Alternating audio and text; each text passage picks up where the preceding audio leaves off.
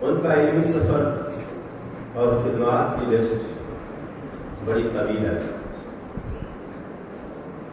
اگر ان کا ذکر شروع کر دوں وقت میں گنجائش نہیں رہے گی. پاکستان ضلع منڈی بہاؤالدین میں مکھنا والی میں انہوں نے ایک مدرسہ بنایا جہاں سے ان کی تعلیمی خدمات کے سفر کا آغاز ہوا ہے. کافی عرصہ تک وہاں تعلیم و تدریس میں خدمات انجام دی. بہت سارے علماء اور طلباء کو سوائے تعلیم سے آراستہ کر کے مختلف مدارس اور حوزات میں بھیجا. اس کے بعد پھر کافی عرصے تک مدرسۃ الواعظین لاہور میں ایز اے پرنسپل خدمات انجام دیتے رہے. وہاں بھی تعلیم کے میدان سے منسلک رہے, تدریس کا سلسلہ جاری رہا. پھر ایک دور ایسا آیا کہ ممبر حسینی کی خدمت میں اس قدر مصروف ہو گئے کہ طلباء کی خدمت کا وقت ان کے پاس نہ رہا. پھر ممبر کی خدمات میں مصروف ہو گئے. اس دوران ادارہ منہاج الحسین جو پاکستان کا ایک بہت بڑا ادارہ ہے, بہت بڑا نام ہے, اس ادارے کے صدر تھے. مرتے دم تک اسی کے صدر رہے. انسان اپنی نجات کے لیے اعمال حسنہ انجام دیتا ہے, بات بات کو انجام دیتا ہے, دوران بہت سارے سادات، یتیم اور نادار لوگوں کے لیے انہوں نے گھر بنوا کے دیے۔ جن کے پاس گھر نہیں تھے ان کو چھت اور گھر فراہم کی، اور اس راز کا پتہ ان کے وارثوں کو اس وقت چلا ہے جب مرنے کے بعد ان کے نقصان ان کی ڈائری کو پڑھا۔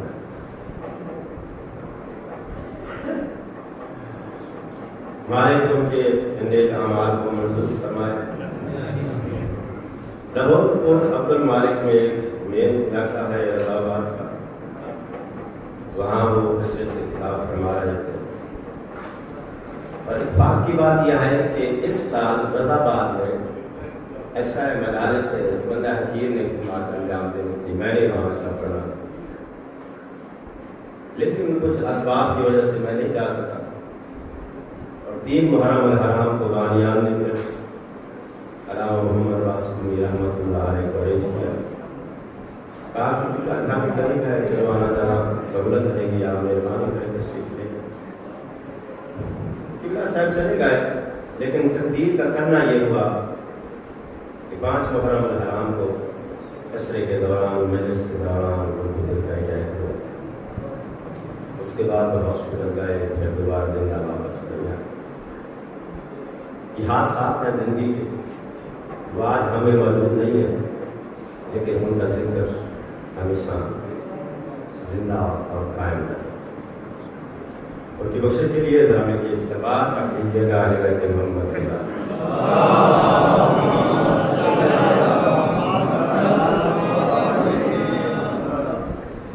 دنیا میں کوئی ایسا انسان نہیں ہے جو جنت نہ جانا چاہتا ہو، توجہ ہے یا نہیں؟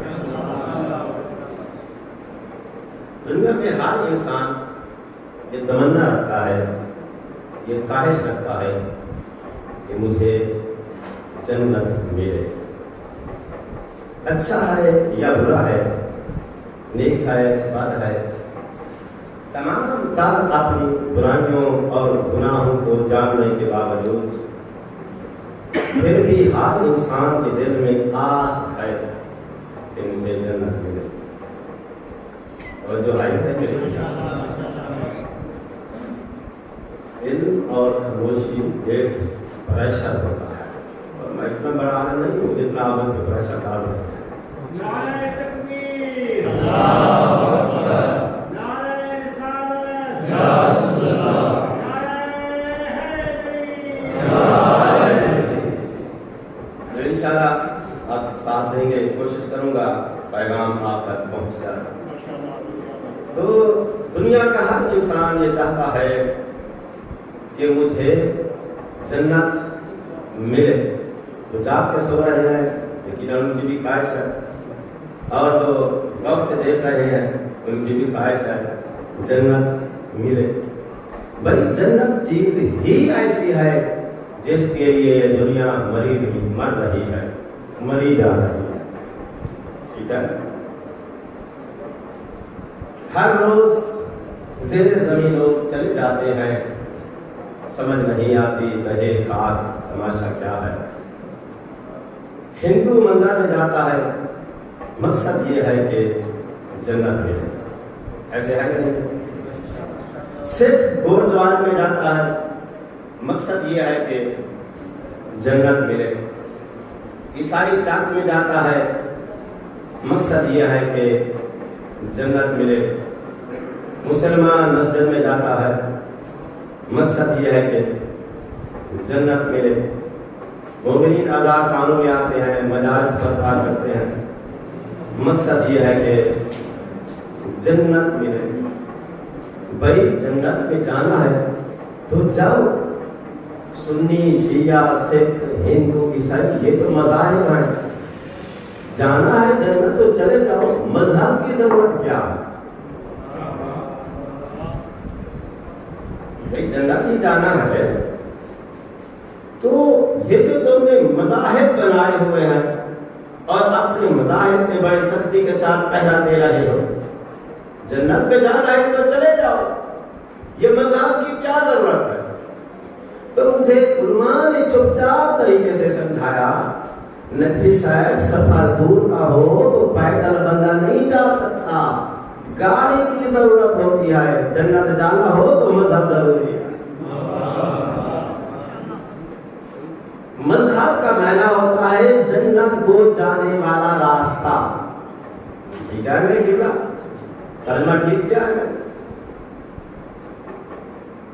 انتہائی عالمانہ انداز میں سارے جا رہے ہیں، بھائی تھوڑا توجہ فرمائے تاکہ میں گزارش آپ کو پیش کر سکوں۔ تو میں کیا عرض کر رہا تھا، مذہب ضروری ہے، اگر جنت جانا ہے تو مذہب ضروری ہے۔ کیوں ضروری ہے؟ اس لیے کہ مذہب کا معنی ہے جنت کو جانے والا راستہ۔ تو جب تک انسان جنت کو جانے والے راستے پہ چلے گا نہیں تو جنت نہیں جا سکے گا۔ تو دور کا سفر ہو، لاہور جانا ہو تو گاڑی کا ہونا ضروری ہے۔ تو جس نے جنت جانا ہے تو جنت جانے کے لیے مذہب کا ہونا ضروری ہے۔ جب جنت جانے کے لیے مذہب کا ہونا ضروری ہے، اس لیے تمام لوگوں نے مذہب اپنائے ہوئے ہیں، یہ سمجھ کے اپنائے ہوئے ہیں کہ میرا ہی مذہب وہ مذہب ہے جو مجھ کو جنت تک لے جائے گا۔ بھائی اب مذہب تو بہت زیادہ ہے اور ہر ایک نے جنت کا بورڈ بھی لگایا ہوا ہے۔ توجہ آئی ہے؟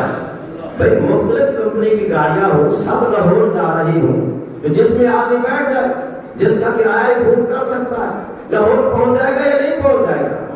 تو مذہب تمام ہر ایک نے بورڈ لگایا ہوا ہے، کس کا؟ جنت کا۔ جب تمام مذاہب نے جنت کا بورڈ لگایا ہوا ہے تو پھر جس مذہب کو چاہو اختیار کر لو، آپ جنت پہنچ جائیں گے۔ ایسے آئے نہیں ہے؟ تو بھائی جب ہر مذہب نے جنت کا بورڈ لگایا ہوا ہے تو پھر آپ جس مذہب کو چاہو بنا لو۔ جنت جانا ہے تو ہر مذہب نے جب بورڈ لگایا ہے تو جس کو بناؤ جنت پہنچ جاؤ گے۔ تو علماء نے مجھے سمجھایا، بھائی صاحب بات ایسے نہیں ہے۔ نبی پاک نے فرمایا تھا کلھم فی النار الا واحدۃ، جنت کا بورڈ سب نے لگایا ہوا ہے، سب نے بورڈ دامن شاہ کربلا کا لگایا ہوا ہے، لیکن پہنچے گا ایک، باقی سب داتا صاحب اتر جائیں گے۔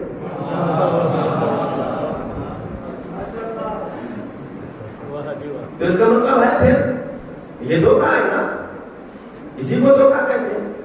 بورڈ جنت کا لگایا ہوا لیکن جنت پہنچائیں گے نہیں۔ کیوں؟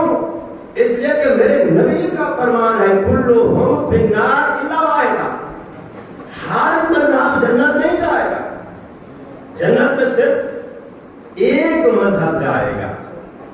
تو پھر ضروری ہے اس دھوکے کا پتہ چلے گا قبر میں جانے کے بعد۔ تو قبر میں جانے کے بعد واپس آ کر گاڑی تبدیل نہیں ہو سکتی، نہ واپس آنے کی آپ کو مہلت ملے گی۔ تو پھر بہترین حال یہی ہے کہ یہیں پر سوچ سمجھ کر مذہب اختیار کیا جائے، تاکہ کہیں ایسا نہ ہو کہ مرنے کے بعد پتہ چلے جس مذہب پہ چل رہا تھا وہ جنت کو نہیں کہیں اور جاتا۔ نہیں شاید بات واضح نہیں کر سکا ہوں، بہت کم پڑھ لکھا ہوں، ایک مثال کا سہارا لیتا ہوں۔ اچھا بھائی امریکہ جانے کا بھی تو شوق بہت بڑے لوگوں کو ہوتا ہے نا، جس کی جیب میں پیسے ہوں امریکہ جانے کا شوق بہت لوگوں کو ہوتا ہے۔ ملک صاحبان کو بھی بڑا شوق ہوتا ہے، کوشش ہوتی ہے وہاں سے آئے ہوئے مومنین اگر تعاون کریں، چیک لگ جائے تو بڑے لوگوں کی خواہش ہے امریکہ چلے گا۔ امریکہ جانے کا شوق ہے یا نہیں ہے؟ تو امریکہ جانے کا پروسیس کیا ہے؟ آپ کو پہلے اس سفیر سے ویزا لینا پڑے گا جس سفیر کو گورنمنٹ امریکہ نے تمہارے ملک کے اندر اپنا سفیر تعینات کر کے بھیجا ہے، ٹھیک ہے نا؟ جس کو اس ملک کی گورنمنٹ نے سفیر بنا کے تمہارے ملک میں تعینات کیا ہے، اس سے آپ کو ویزا لینا پڑے گا، پھر آپ جا سکتے ہیں۔ اچھا اگر یہ سفیر اپنی سروس مکمل کر کے واپس چلا جائے تو اس کی جگہ پر جو دوسرا سفیر آئے گا اس کو تعینات کون کرے گا؟ کوئی ہوا کرو یار، بہت ناراضگی بھی چوس لیتی ہے لہو دل کا، کچھ بولا کرو یار، اس موقع پر بولنا سوال کرنا۔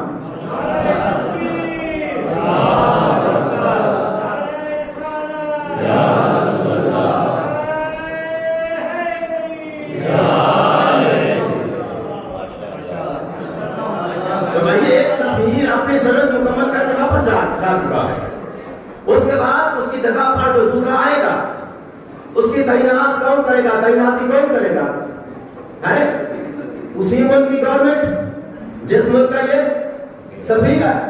اور اگر آپ یہ کہیں کہ بھائی نہیں ہم اس کو تسلیم نہیں کرتے، ہم 10 کروڑ 20 کروڑ 25 کروڑ لوگ ہیں اس ملک میں رہنے والے، ہم خود مل کے کسی کو اس ملک کا سفیر بنا کے کرسی پہ بٹھا دیتے ہیں، تو چونکہ آپ کے پاس پاور ہے، کروڑوں کی 22 کروڑ کی آپ کے پاس پاور ہے، تو آپ اپنے پاور کو استعمال کرتے ہوئے کسی کو سفیر بنا کے اس ملک کا کرسی پہ بٹھا دے تو وہ ساجداری کے بیٹھ تو جائے گا، کام بھی شروع کر دے گا، لیکن اس کا لگایا ہوا ویزا لے کر جب آپ امریکہ جائیں گے سرحد پہ آپ کو روک لیا جائے گا، ویزا دیکھنے کے بعد کہیں گے بھائی کہاں سے یہ ویزا لے کر آئے ہو؟ فلاں سفیر سے، جیل میں ڈال کے کہیں گے جس سفیر سے تم ویزا لے کر آئے ہو اس کو تو ہم جانتے ہی نہیں ہیں، یہ جعلی ویزا لے کر تم آ گئے ہو، ہمارے ملک میں گھسنا چاہتے ہو، جس کا تم یہ ویزا لے کر آئے ہو اس کو تو ہم نے اپنا سفیر بنا کے بھیجا ہی نہیں ہے، اس کو تو ہم جانتے ہی نہیں ہے۔ تو یہیں سے مجھے سمجھ میں آ گئی بات، دھوکے کا پتہ چلے گا سرحد پہ پہنچنے کے بعد، اور پتہ کیسے چلے گا کس کا ویزا ویلڈ ہے کس کا ویزا ویلڈ نہیں ہے؟ مولوی صاحب اپنے بنائے ہوئے اگر سفیر سے بندہ ویزا لے کر جائے، یہودی اپنے ملک میں داخل نہیں ہونے دیتے، تو اپنے بنائے ہوئے امام سے دین لے کر جائے گا، تجھے جنت میں کون داخل ہوگا؟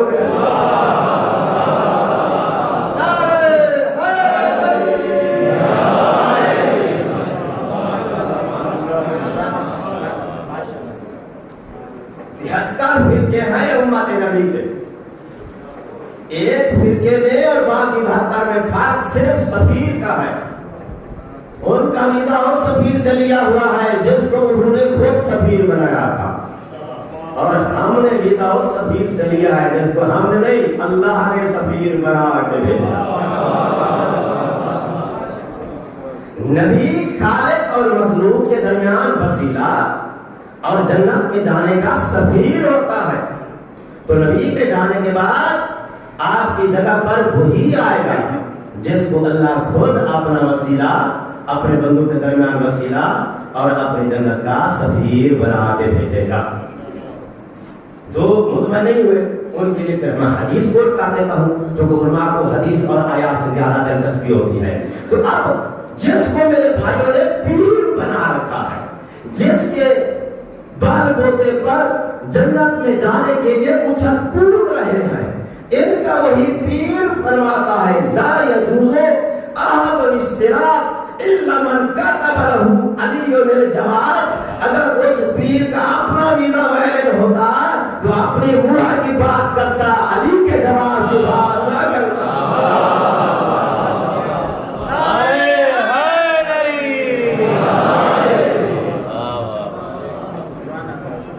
یوم ندعو کل اناس بے امامہم، قیامت کے دن ہم ہر کسی کو اس کے امام کے نام کے ساتھ پکاریں گے، امام کے پیچھے پکاریں گے۔ کیوں؟ اس لیے کہ شریعت نبی کی ہوتی ہے، مذہب امام کا ہوتا ہے۔ امام سے پوچھا جائے گا اس بندے کو اس مذہب پہ تو نے لگایا ہے، تو بندے سے پہلے امام پکڑا جائے گا۔ تو جس کا امام خود کہہ رہا ہو میری مہر ویلڈ نہیں ہے، لا یجوز احد الصراط، کوئی بھی پل صراط کو کراس نہیں کر سکے گا الا من کاتب له علی علی الجواز، جب تک اس کے ہاتھ میں علی کا لکھا ہوا جواز نہیں ہوگا تو امام پہلے پکڑا جائے گا۔ امام گاڑی کا ڈرائیور ہوتا ہے، مذہب کی مثال ایسے ہے جیسے گاڑی ہوتی ہے، گاڑی کا ڈرائیور ہوتا ہے یا نہیں ہوتا ہے؟ تو جس طرح گاڑی کا ڈرائیور ہوتا ہے نا، امام کی مثال ڈرائیور کی ہے۔ تو گاڑی اگر کہیں کھائی میں گرے گی تو ڈرائیور پہلے گرتا ہے۔ امام جنت میں جائے گا تو پیچھے جو سوار ہیں اس کے وہ جنت جائیں گے۔ اگر امام جنت نہیں جائے گا تو پھر جو امام کا اثر ہوگا، پیچھے جو سوار ہیں اس کے وہ بھی وہی جائیں گے جہاں امام جائے گا۔ تو یہاں پہ مولوی صاحب نے پھر ڈنڈی مارنے کی کوشش کیا، وہ کہتا ہے کہ امام کا معنی اس آیت میں ماں ہے۔ کیا ترجمہ کیا اس نے؟ ماں ہے۔ قیامت کے دن ہر کسی کو اس کی ماں کے ساتھ اٹھایا جائے گا۔ میں نے غریب باپ کا کیا قصور ہے؟ باپ کے ساتھ بھی تو اٹھا سکتا، ماں کے ساتھ ہی کیوں اٹھائے گا؟ اس نے کہا جی بہت سارے لوگ ہیں تاریخ میں باپ کا ذرا ڈب اٹھائے، ماں کے لیے آیا۔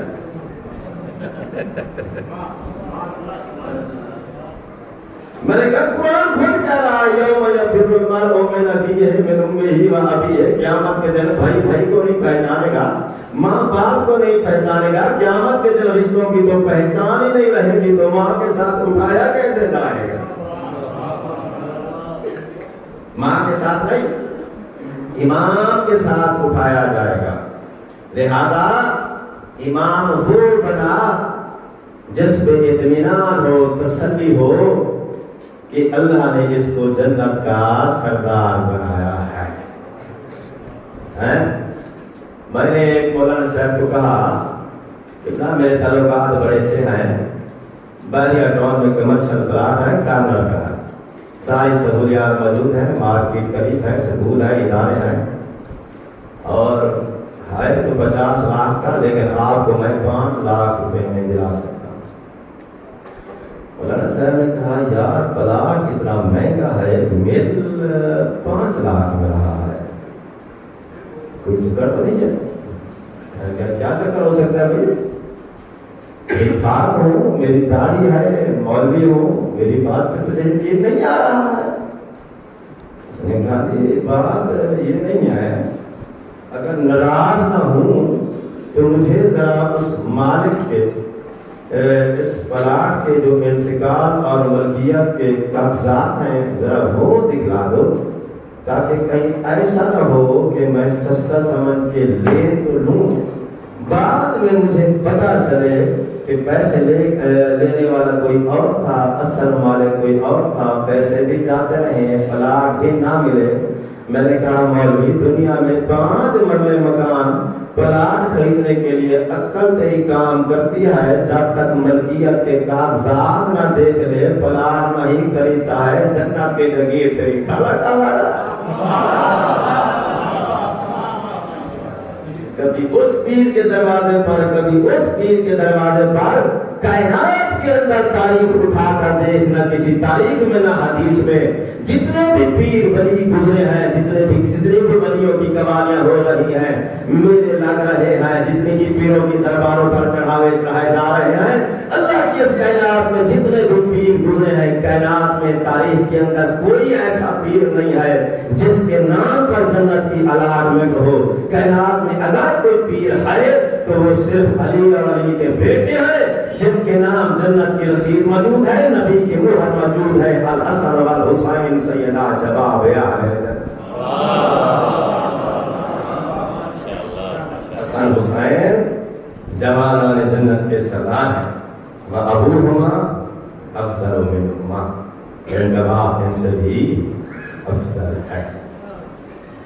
تو میرے محترم، جنت میں وہی جائے گا جس کے امام کے نام پہ جنت کی رسید ہوگی، جس کے پیر مرشد اور امام کو اللہ نے جنت کی رسید دی ہے وہی جائے گا جنت میں، اور جس کے نام جنت کی رسید نہیں آئے وہ دھوکا ہے۔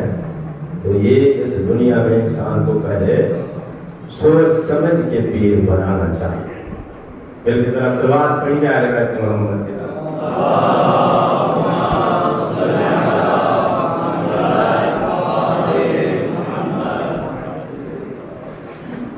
شیخ محمد عباس قمی رحمۃ اللہ علیہ جن کے سارے ثواب کے لیے آپ یہاں جمع ہوئے ہیں، مولا کی اتنے بڑے مداح خان، مولا کی مداح خانی اتنا بڑا ایک اعزاز ہے، اتنا بڑا ایک رتبہ ہے جس کی عظمت و شان کو شاید میں بیان نہ کر سکوں۔ شیخ انصاری رحمۃ اللہ علیہ کے زمانے کا ایک واقعہ ہے۔ کوئی عالم فاضل ایسا نہیں ہے جو شیخ انصاری رحمۃ اللہ علیہ کو نہ جانتا، اور خاص کر نجفی علماء۔ ان کے دور کا ایک واقعہ ہے، علماء سناتے ہیں، کیونکہ حافظ صاحب سے آپ تصدیق کر لینا کبھی۔ رمضان کے موسم میں انہوں نے اپنے ایک شاگرد کو تبلیغات پہ کسی دیہات میں بھیجا۔ کچھ دن گزارنے کے بعد وہ نجف واپس آ گیا۔ شام کو جب نماز پڑھنے کے لیے قبلہ صاحب کے پیچھے مسجد میں گیا، قبلہ صاحب نے کہا بھائی میں نے تو تم کو فلاں دیہات میں رمضان کی تبلیغات کے لیے بھیجا تھا اور تم رمضان چھوڑ کے واپس آ گئے۔ اس نے کہا قبلہ میں نے ایک عجیب خواب دیکھا ہے، تو صرف 2 دن کے آپ سے میں مہلت چاہتا ہوں، 2 دن مجھے نجف میں گزارنے دو، اگر اس کی تعبیر مل گئی تو فاتحہ، اگر نہ ملی تو میں واپس چلا جاؤں گا۔ شیخ الانصاری رحمۃ اللہ علیہ نے فرمایا بھائی کیا خواب تو نے ایسا دیکھا ہے کہ تو واپس آ گیا؟ اس نے کہا کہ خواب میں نے یہ دیکھا ہے، مجھے میرے مولا نے کہا ہے کہ 2 دن کے بعد تو اس مقام پہ آنے والا ہے، اور جنت میں ایک مقام تھا جس کی طرف مولا نے اشارہ کہا ہے کہ 2 دن کے بعد تو اس مقام میں آنے والا ہے۔ اور میں نے اچانک ایسے نظر اٹھائی تو سامنے مجھے ایک محل نظر آیا جس کی یاقوت کی دیواریں اور زبرجد کے فرش لگے ہوئے تھے، ہیرے اور نگینے جڑے ہوئے تھے، کہکشاں کے رنگیلے نقش پڑے ہوئے تھے، جس کی زوبانوں کو دیکھ کر آنکھیں چندھیا جاتی تھی۔ اتنی شان و شوکت کا حامل وہ محل دیکھ کر میں حیرت میں پڑ گیا۔ میں نے کہا مولا یہ محل کس کا ہے؟ مولا نے فرمایا یہ سید حیدر کا ہے۔ سید حیدر ہلی ایک مسیح خان عراق میں گزرے ہیں، بڑے مسیح خان تھے میرے مولا کے، بڑے معروف ہیں، یہ اس کا ہے۔ تو اس محل کی شان و شوکت دیکھنے کے بعد میں حیران رہ گیا کہ مولا کے مداح خان کا محل اتنا عالیشان محل ہے۔ تو اس کے بعد ایک دوسرے اور محل پر میری نظر پڑی تو مولا نے کہا یہ محل تم نے دیکھا ہے، اور یہ اس کے مقابلے میں ایسا تھا جیسے محل کے سامنے ایک جھونپڑی ہوتی ہے۔ مجھے کہا مولا نے کہ یہ تیرے استاد شیخ الانصاری صاحب کا گھر ہے، موت کے بعد وہ اس گھر میں آنے والے ہیں۔ میں نے کہا مولا وہ مسیح خان ہیں، ذاکر ہیں، رادون ہیں، شیخ الانصاری آپ کے مذہب کے مجتہد ہیں، عالم دین ہیں، اتنی بڑی خدمات ہیں، اس کا مال اتنا بڑا اور مجتہد کا مال اتنا سا چھوٹا۔ تو مولا نے کہا نہیں بات ایسی نہیں ہے، ادھر آؤ۔ تو میرے محل کے ساتھ ایک دوسرا محل مجھے مولا نے دکھایا اور فرمایا کہ اصل میں جو اس کے نام اعمال کے بدلے میں اللہ نے اس کو دیا ہے وہ یہ ہے، اور یہ جو تو دیکھ رہا ہے یہ اس کا نہیں، یہ مجھ حسین کا ہے۔ میں نے اپنے ذاکر کو اپنے محلات میں سے ایک محل گفٹ کیا،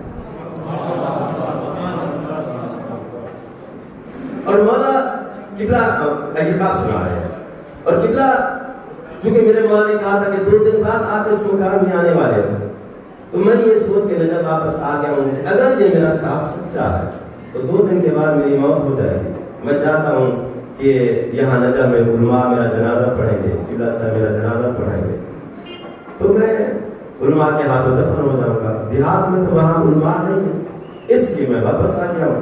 اگر 2 دن کے بعد میں مر گیا تو فاتحہ، میرا خواب سچا۔ اگر میں زندہ رہا تو واپس چلا جاؤں گا۔ اور ہوا یہ کہ 2 دن کے بعد ان کی وفات ہو گئی۔ یہ مقام ہے میرے مولا حسین کے مداح خان کا۔ اپنے دامن میں امان نہیں ہے، اگر کچھ ہے بھی تو ان کے بدلے میں جو ملے گا وہ اتنا ہی ملے گا جتنا عمل ہے۔ لیکن حسین کے مداح خان کو میرے مولا حسین وہ محلات گفٹ میں دیتے ہیں جو میرے مولا حسین کی شان کے مطابق اللہ نے میرے مولا کو عطا کیے۔ تو میں یہی کہوں گا، الرواح الی الجنہ یا شیخ محمد عباس قمی، محمد عباس قمی صاحب، آپ کو جنت مبارک ہو۔ آپ نے ساری زندگی مولا امام حسین علیہ السلام کے ذکر میں گزار دی، زہرا کے لال کا ذکر کرتے ہوئے اس دنیا سے تو چلا گیا۔ 5 محرم کو مولا حسین کا ذکر کرنے کے لیے وہ گئے تھے، اور اس مجلس کے بعد ان کو ریٹائر ہوا، اور اس کے بعد دنیا سے وہ خدا کے درجات کو بلند کرے۔ جنت کا سردار حسین ہے، لیکن سردار حسین کو خیرات میں نہیں ملی، بڑی قیمت چکائی ہے زہرا کے لال۔ زیادہ زحمت نہیں، شان ہو گئی ہے۔ 2 لفظ مصائب کے، بھائی کے قتل پہ حسین کا محرم ختم ہو گیا ہے، بہن کی اسیری پر زینب کا محرم شروع ہو گیا۔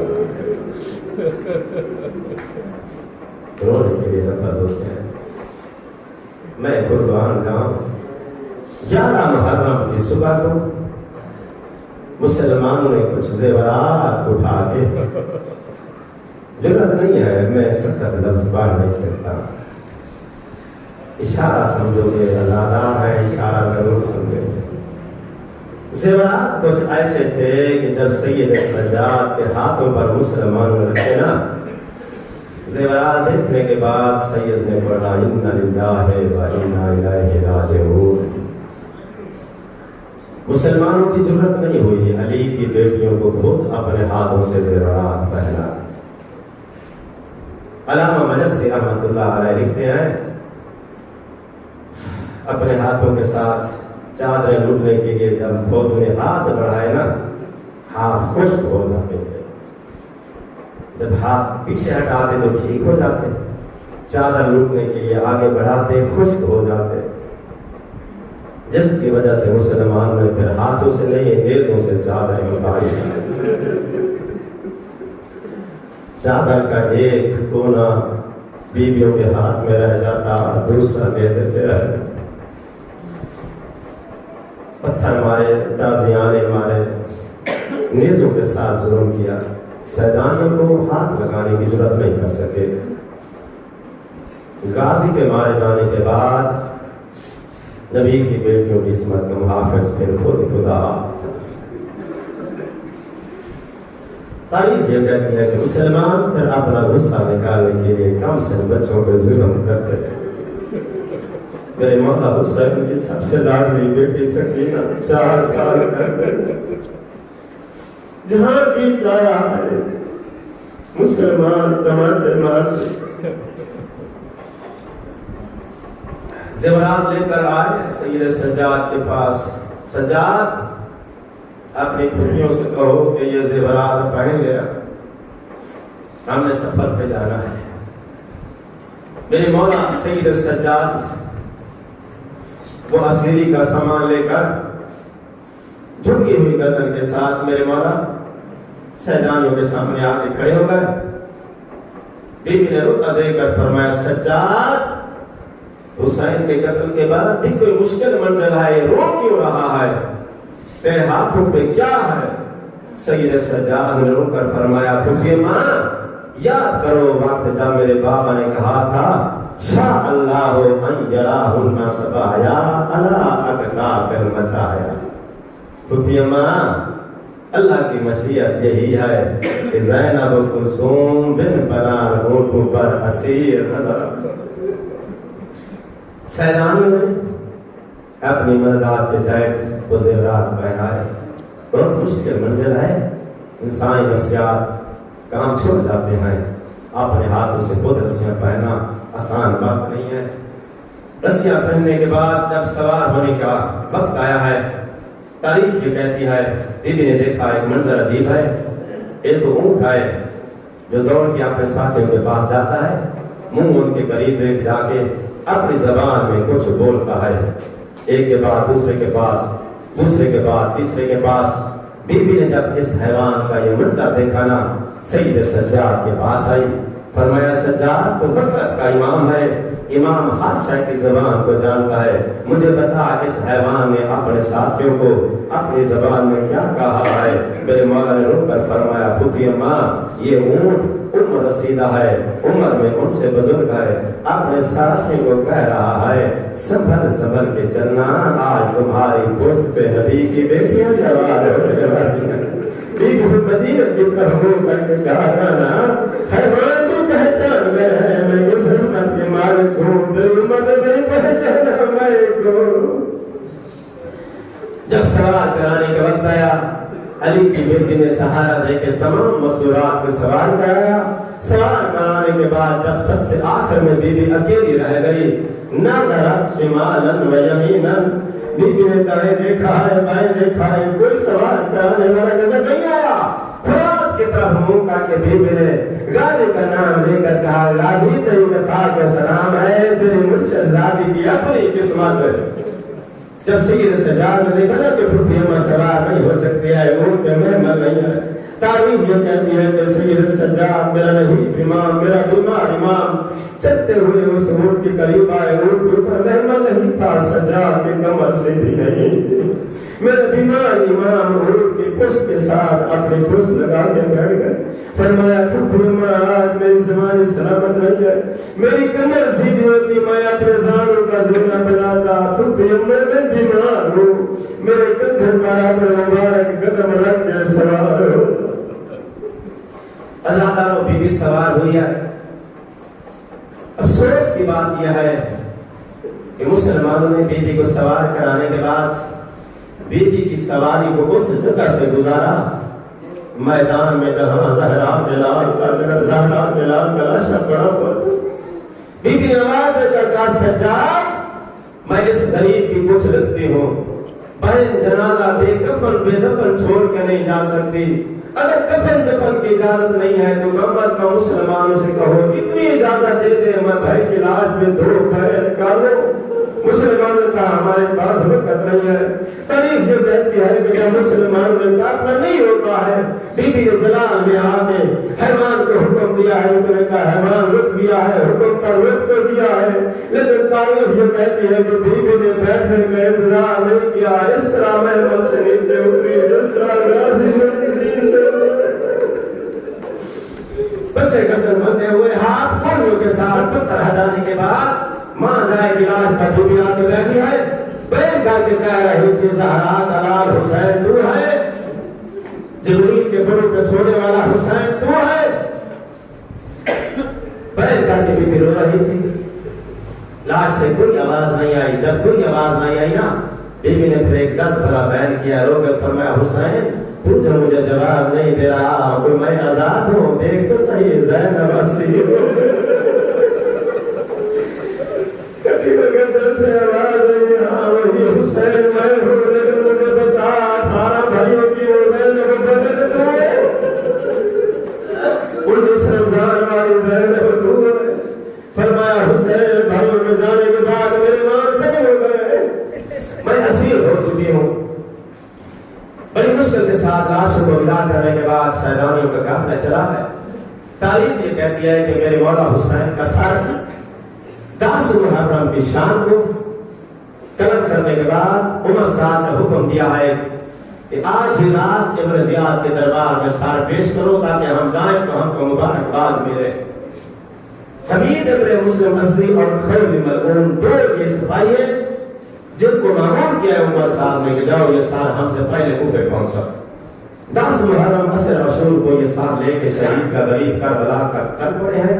تاریخ یہ کہتی ہے کہ کوفہ پہنچنے سے پہلے کوفے کا صدر دروازہ بند ہو گیا ہے، یہ شہر میں داخل نہیں ہو سکے، رات ہو چکی ہے، شہر کا مین دروازہ بند ہے، پریشان ہے کہ اندر داخل نہیں ہو سکتے، رات یہیں پر کیسے گزاریں گے؟ اس کے ذہن میں خیال آیا۔ علامہ مجلسی رحمۃ اللہ علیہ نے لکھا ہے، کھوڑی کی ایک زوجہ ہے جس کا نام ہے نوار، وہ دیہات میں رہتی تھی، ذہن میں خیال آیا کہ آپ کی رات دیہات میں واپس چلا جاتا ہوں، رات اس زوجہ کے گھر میں گزارتا ہوں، کل آ کے یہ سر واپس دربار میں پیش کروں گا۔ سر لے کے غریب کربلا کا جب یہ اس نوار کے دروازے پر پہنچا، دل میں خیال آیا، خولی تیرے ہاتھ میں حسین کا سر ہے اور تیری زوجہ مومنہ حسین کے ماننے والی ہے۔ اگر دیوار نے پہچان لیا کہ تیرے ہاتھ میں حسین کا سر ہے، روئے گی، لوگ جمع ہو جائیں گے، لوگ جمع ہو جائیں گے تو کہیں ایسا نہ ہو کہ تجھے قتل کر دیں، تو ایسا کر کہ نوار کو پتہ نہ چلے تیرے ہاتھ میں حسین کا سر ہے۔ رات کی تاریکی میں چپکے سے یہ گھر کے اندر داخل ہوا، اس نے دیکھا گھر کے کونے میں ایک تنور ہے، عزادارو مجھے معاف کرنا، کائنات کے سلطان کا سر اس نے تنور میں رکھ لیا۔ میں زہرا کے لال کا سر، جنت کے سردار کا سر تنور میں رکھ، گھر آیا ہے، منہ دھونے کے بعد مومنہ نے اس کو کھانا پیش کیا ہے، کھانا کھانے کے بعد مومنہ پوچھتی ہے جنگ کا حال سنا، یہ کہتا ہے باغی مارا گیا ہے، ہم کو فتح ملی ہے، کل جائیں گے، بہت انعام ملیں گے، بہت انعامات سے ہم کو نوازا جائے گا۔ یہ کہتا ہے تو سنا تیرے 10 دن پیچھے کیسے گزرے ہیں؟ یہ رو کے کہتی ہے تو جنگ پہ چلا گیا ہے، جس دن سے محرم کا چاند چڑھا ہے میرا رونے کو دل ہے، سمجھ نہیں آتی میں بے سبب اداس کیوں ہوں، 10 دن ہو گئے ہیں میں پریشان حال ہوں، میرا جی چاہتا ہے چیخے مار کے میں لوں، مجھے سمجھ نہیں آتی میری پریشانی کے سبب کیا ہے، میرے اداسی کا سبب کیا ہے۔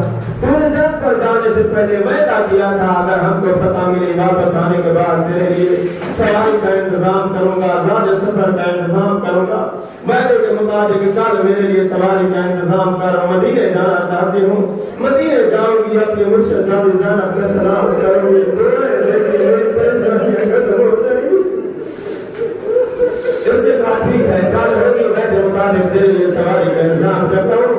ازادہ و تاریخ جو کہتی ہے رات ڈھل گئی، فجر کی اذان کا ٹائم ہوا ہے، مومنہ فجر کی نماز کے لیے جس وقت اٹھی، کمرے سے باہر سیر میں آئی، دیکھا منظر عجیب ہے، پورا سیر روشنی سے منور ہے، تنور سے ایک لائٹ برآمد ہو رہی ہے، تنور سے برآمد روشنی دیکھ کر یہ حیران رہ گئی، اپنے آپ سے کہتی ہے نوار رات کو تو نے تنور کی آگ کو خاموش نہیں کیا تھا؟